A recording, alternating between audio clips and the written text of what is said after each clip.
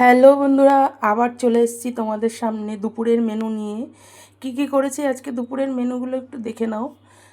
দেখো, লতি করেছি কালো জিরে ফোড়ন দিয়ে, আর এদিকে আমুদি মাছের আলু দিয়ে একটু ঝাল করেছি, আর সবশেষে করেছি ভাত এক হাঁড়ি।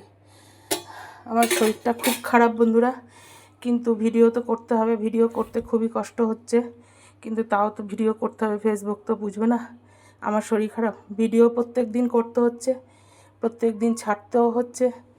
তোমরা একটু কষ্ট করে ভয়েসটা একটু শুনে নিও, আর যদি শুনতে অসুবিধা হচ্ছে কি না সেটা একটু আমাকে কমেন্টে জানিও।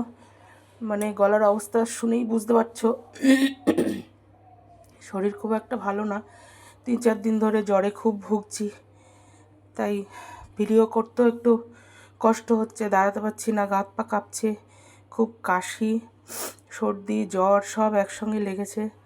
জানি না কবে সুস্থ হব বন্ধুরা, কিন্তু ভিডিও করতে হবে, ভিডিও ছাড়তে হবে, সবই করতে হবে।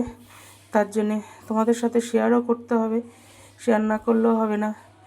তার জন্য আমি কি রান্না করেছি সেটাই একটু তোমাদের শেয়ার করলাম। শরীরটা ভালো না, কোনো রকমের রান্নাবান্নাটা মানে করছি, না করলে খেতে পারবো না, বাধ্য হয়ে তাই রান্নাবান্নাটা কষ্ট করে করা, অনেক কষ্ট করে রান্নাবান্নাটা করছি। তোমরা একটু কষ্ট করে দেখে নিও বন্ধুরা। যতদিন আমি না সুস্থ হচ্ছি তোমরা একটু কষ্ট করে শুনো, আর কষ্ট করে একটু দেখে নিও, ঠিক আছে বন্ধুরা?